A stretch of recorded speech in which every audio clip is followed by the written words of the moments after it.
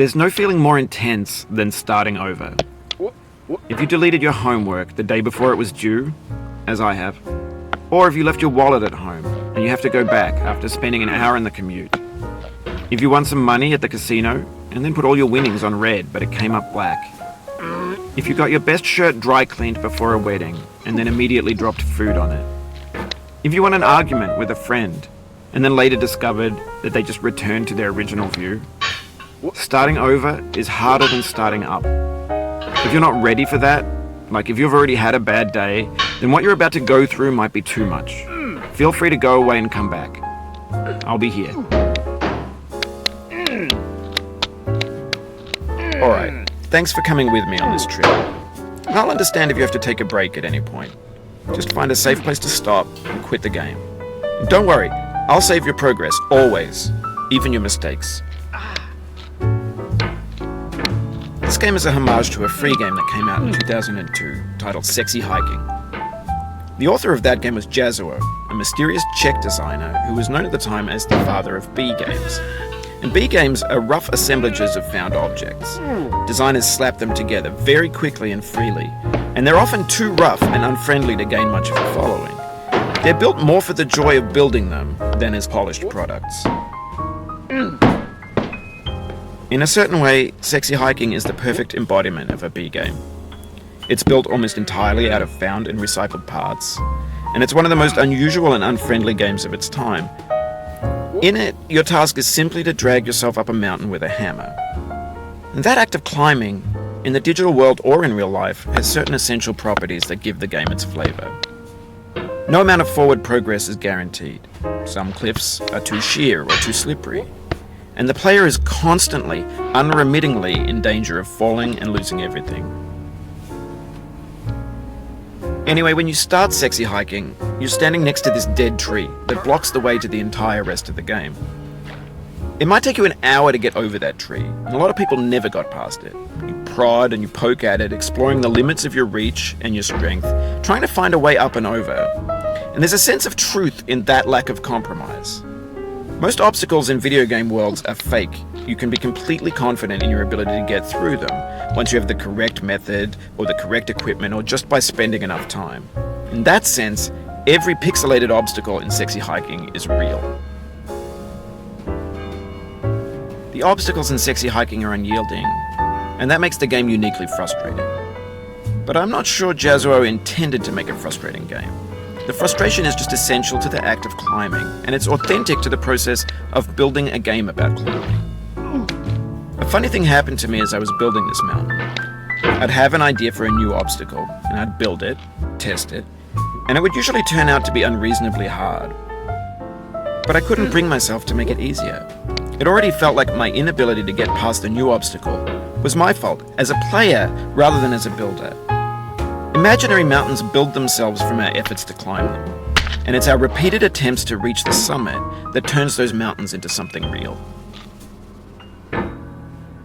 When you're building a video game world, you're building with ideas, and that can be like working with quickset cement.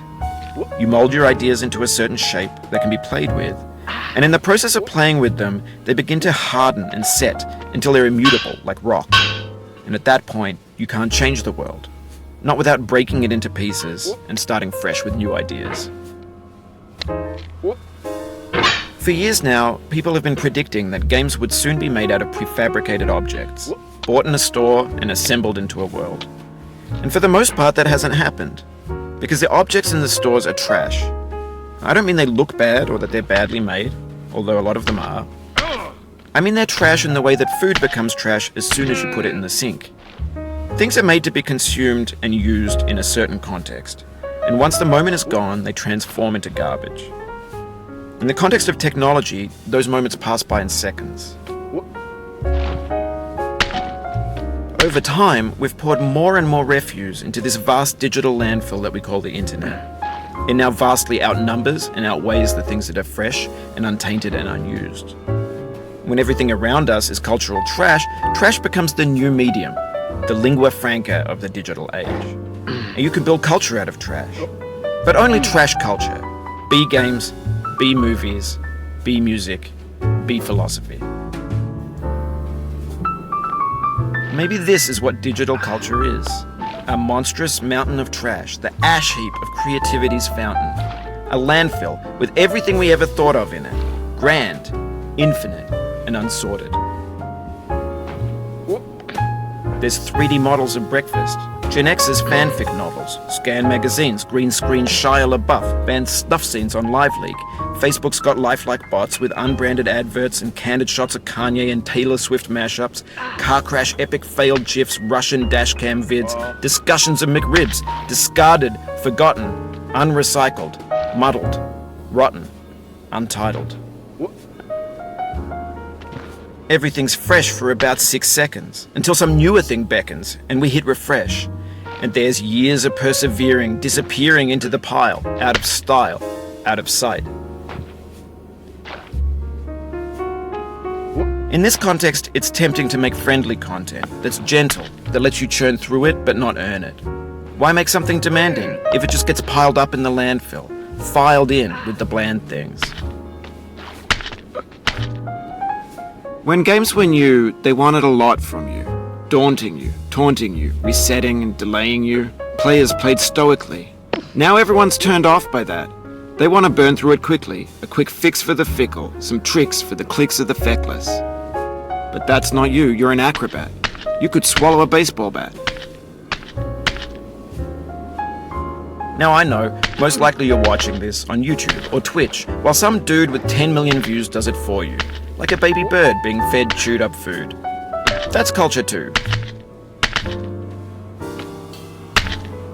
But on the off chance that you're playing this, what I'm saying is, trash is disposable, but maybe it doesn't have to be approachable. What's the feeling like? Are you stressed? I guess you don't hate it if you got this far, feeling frustrated. It's underrated.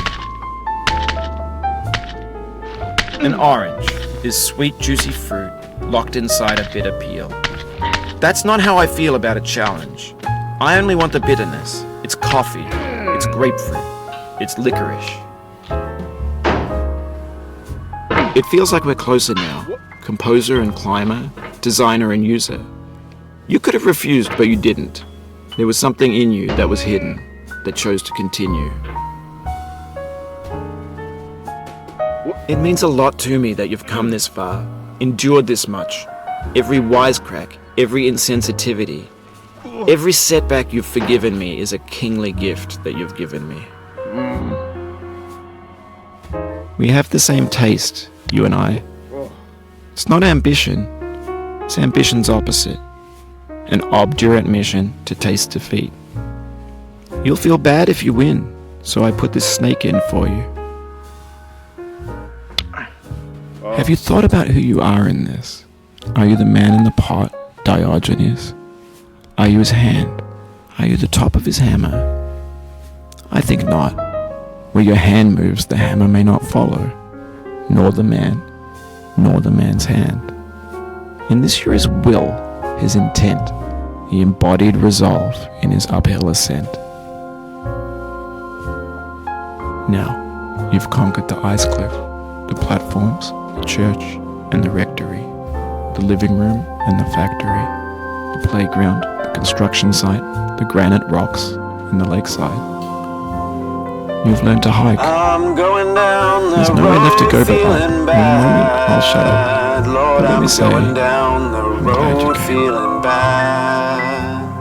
I'm going down this road I dedicate this game to you, the one who came this and far. I ain't gonna be treated this way.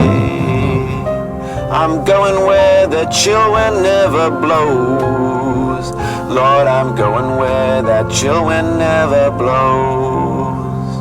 I'm going where that chill wind never blows. And I ain't gonna be treated this way.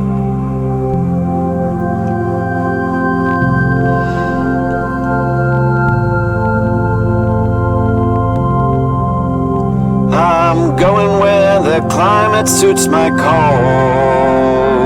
I'm going where my cauldron's never cold. I'm going where the climate suits my cauldron. I ain't gonna be treated this way.